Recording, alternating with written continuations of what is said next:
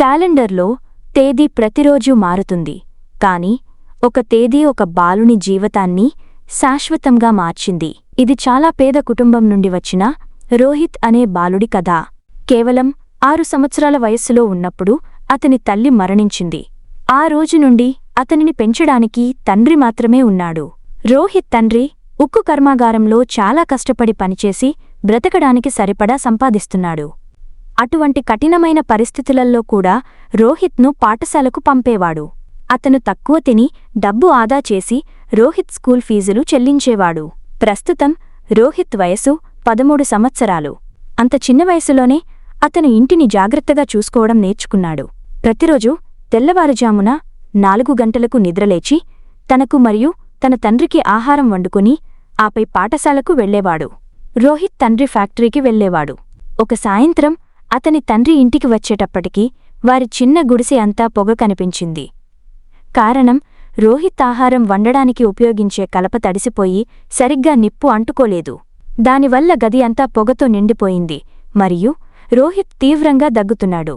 అలా చూసిన అతని తండ్రి బాధతో పరుగెత్తుకుంటూ వచ్చి అతన్ని బయటకు తీసుకెళ్లి, నిన్ను చూడు, నీ కళ్ళు ఎర్రగా ఉన్నాయి, నువ్వు చాలా తీవ్రంగా దగ్గుతున్నావు అని గుండెలకు హత్తుకున్నాడు. నువ్వు వంట ఎందుకు మొదలుపెట్టావు?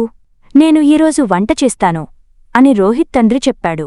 కాని రోహిత్ నవ్వి, వద్దు నాన్నా, మీరు రోజంతా పనిచేసి అలసిపోయారు, కావున మీరు వంట చేయడం నాకు ఇష్టం లేదు. నేను స్కూల్ నుండి త్వరగా ఇంటికి వస్తాను, కాబట్టి ఇప్పటి నుండి నేను వంట చేస్తాను అన్నాడు. అతని మాటతో తండ్రి చలించిపోయి, అయితే ఈ రాత్రి బయట తిందాం పద అన్నాడు. వారి కష్టతరమైన జీవితంలో అది అరుదైన ఆనందక్షణం. రోహిత్ తెలివైనవాడు మరియు కష్టపడి పనిచేసేవాడు. ఇంటి పనులన్నీ చేసిన తర్వాత కూడా అతను ఎప్పుడూ తరగతిలో మొదటి స్థానంలో ఉండేవాడు.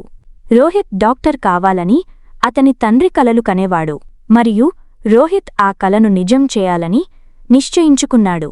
కాని ఆ తర్వాత జీవితం బాధాకరమైన మలుపు తీసుకుంది. ఒకరోజు ఫ్యాక్టరీలో పనిచేస్తుండగా ఒక బరువైన ఇనుప ముక్క రోహిత్ తండ్రి చేతులపై పడి చాలా తీవ్రంగా గాయం కావడంతో వైద్యులు అతని 2 చేతులను తీసివేయాల్సి వచ్చింది. 5 నెలల తర్వాత అతని తండ్రి ఆసుపత్రి నుండి నిరాశతో బాధతో ఇంటికి వచ్చాడు. నాకు చాలా కలలు ఉండేవి. మొదట నేను మీ అమ్మను కోల్పోయాను, ఇప్పుడు నా చేతులను కూడా కోల్పోయాను.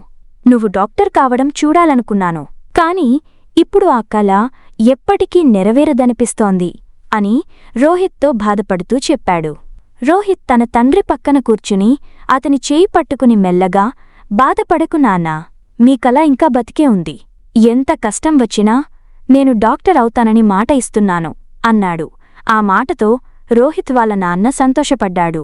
ఆ రోజు నుండి రోహిత్ ప్రతిదాన్ని స్వయంగా చేయడం ప్రారంభించాడు. అతను ఉదయం పాఠశాలకు వెళ్లి, పాఠశాల తర్వాత ఇంటింటికీ వెళ్లి ఒక కంపెనీకి చెందిన సబ్బులు అమ్మేవాడు. అతను సంపాదించిన కొద్దిపాటి డబ్బుతో అతని పాఠశాల ఫీజులు చెల్లించడానికి మరియు ఆహారం కొనడానికి ఉపయోగపడేది. శని, ఆదివారాల్లో రోజంతా సబ్బులు అమ్మేవాడు. కాని ఒక వారం ఏమీ అమ్ముడుపోలేదు. రోహిత్ అలసిపోయి ఆకలితో ఉన్నాడు. రోహిత్ తన కాలేజీ అడ్మిషన్ ఫారం సమర్పించడానికి ఆ రోజు చివరి రోజు. కాని అతని దగ్గర రూపాయి కూడా లేదు. సాయంత్రం నాటికి అతను ఒక్క సబ్బు కూడా అమ్మలేకపోయాడు. అలసిపోయి నిరాశతో రోహిత్ చివరిగా ఒక ఇంటిని చేరుకున్నాడు.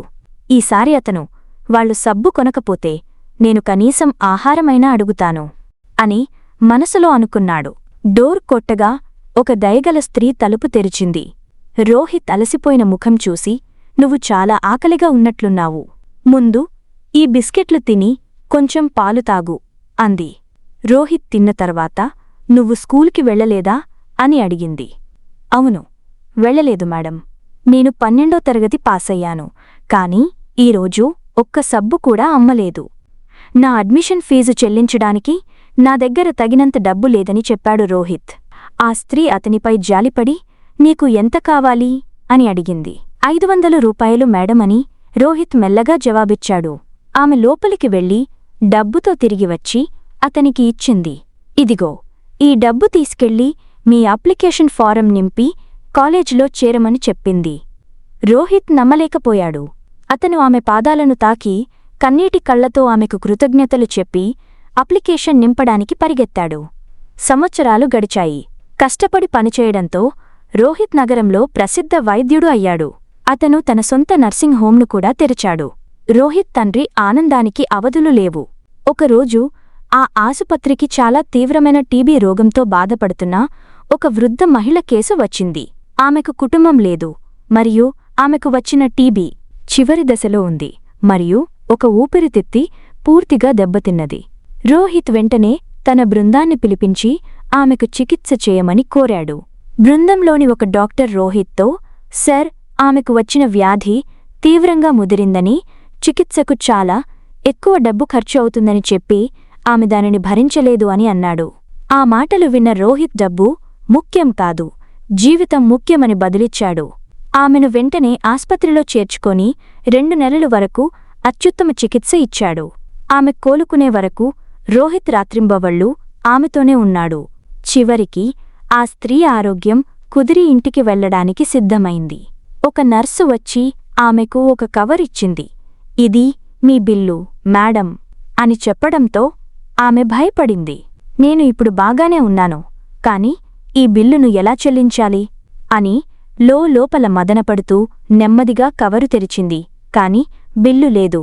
దానికి బదులుగా, చింతించకండి, మీ చికిత్స బిల్లు చాలా కాలం క్రితం సబ్బు అమ్మే అబ్బాయికి మీరు ఇచ్చిన 500 రూపాయలు మరియు గ్లాసుడు పాలతో చెల్లించబడింది అని రాయబడి ఉంది. ఆ అబ్బాయి ఇప్పుడు డాక్టర్ అయ్యాడు మరియు మీ ప్రాణాన్ని కాపాడినవాడు అతనే. అతను మీ దయను ఎప్పటికీ తిరిగి చెల్లించలేడు. కాని ఈ చికిత్స అతని నుండి వచ్చిన చిన్న బహుమతి. ఆ స్త్రీ కళ్లలో నీళ్లు నిండాయి. అప్పుడే రోహిత్ ఆమె ఉన్న గదిలోకి వెళ్ళి చిరునవ్వుతో చూసి, అవును మేడం, నేను ఆ అబ్బాయినే. ఆ రోజు మీరు నాకు డబ్బు ఇవ్వడమే కాదు, మీరు నాకు భవిష్యత్తు ఇచ్చారు. మీరు నేను డాక్టర్ కావడానికి సహాయం చేశారు మరియు ఈరోజు నాకు ఆ దయను తిరిగి ఇచ్చే అవకాశం లభించింది అని చెప్పడంతో ఆమె మౌనంగా ఏడ్చింది. విచారం వల్ల కాదు, కాని ఆమె ఒకప్పుడు చూపించిన దయ యొక్క అద్భుతం వల్ల. జీవితం ఎంత కష్టతరమైన ప్రేమ, త్యాగం మరియు దయ అద్భుతాలను సృష్టించగలవు. ఒక తండ్రి అంకితభావం, ఒక అబ్బాయి దృఢ సంకల్పం మరియు ఒక అపరిచితుడి సరళమైన దాతృత్వం ఒక జీవితాన్ని శాశ్వతంగా మార్చేశాయి. మనం ఏమీ ఆశించకుండా ఎవరికైనా సహాయం చేసినప్పుడు మనం ఎప్పుడూ ఊహించని భవిష్యత్తును రూపొందిస్తున్నాం కావచ్చు.